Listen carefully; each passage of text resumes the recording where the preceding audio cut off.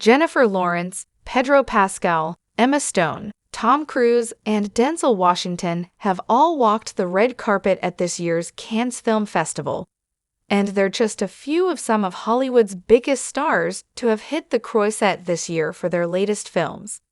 In 2025, though, the real stars may be all the first-time directors who have debuted feature-length films in various strands of the festival.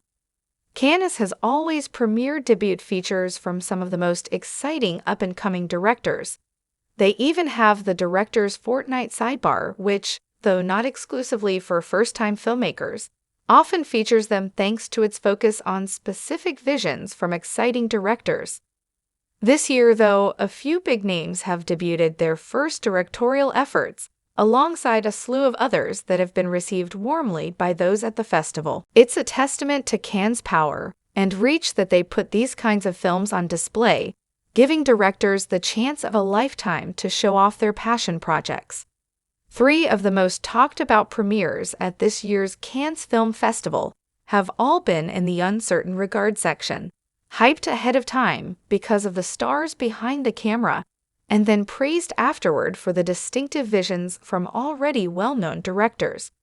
Kristen Stewart debuted her long-gestating adaptation of Lydia Yumkovich's memoir, The Chronology of Water, earning raves in the process.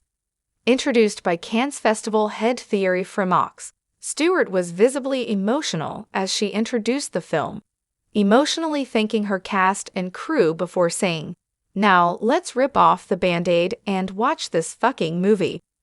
Ripping that Band-Aid off proved less painful than Stewart might have imagined, with responses to The Chronology of Water being mostly glowing. She told the New York Times that she is surprised everyone is being so nice, and that she would like people to come for her just a little bit.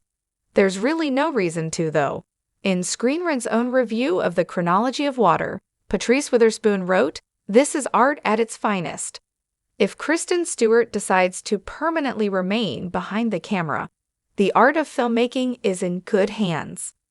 Harris Dickinson, on the other hand, is still in the rising star phase of his career, beloved as one of the internet's many boyfriends, but still waiting for a major breakthrough.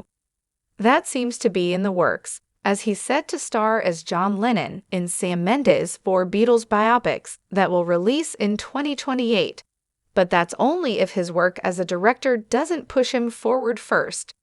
Returning to Cannes after starring in Palme d'Or winner Triangle of Sadness, Dickinson debuted Urchin in the uncertain regard section, a melancholic look at one man's life living on the streets of London. The film is equal parts devastating and illuminating, with a central performance from Frank Delane that is meteoric in its subtle power. Dickinson's film also contains many surprising flourishes of experimentation, and though they don't always work the way they should, it's that willingness to take risks that makes him stand out as a promising director. It's unclear whether he'll even have time to direct another movie while filming the Beatles biopics, but here's hoping he does. Last of the big stars is Scarlett Johansson, whose debut Eleanor the Great premiered, also in the uncertain regard section. That film follows June Squibb's title character, a Florida retiree who moves back to New York City after the death of her best friend and gets involved in a Holocaust survivor support group. On the ground, Eleanor the Great seemed to be one of the hottest screenings of the festival. At least 100 people with tickets are rumored to have been turned away at the door where, in the Debussy Theater, Johansson attended the premiere mere days after hosting Saturday Night Live. Her husband, Colin Jost, was also in attendance, as was Adrian Brody.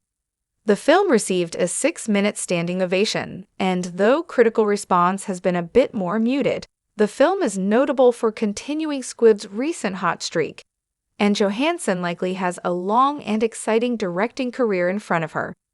The uncertain regard section at Cannes includes several debut directorial features, most of which have earned relatively positive reviews so far. One of the standouts has been Pillion, the scorching hot biker BDSM movie starring Alexander Skarsgård and Harry Melling.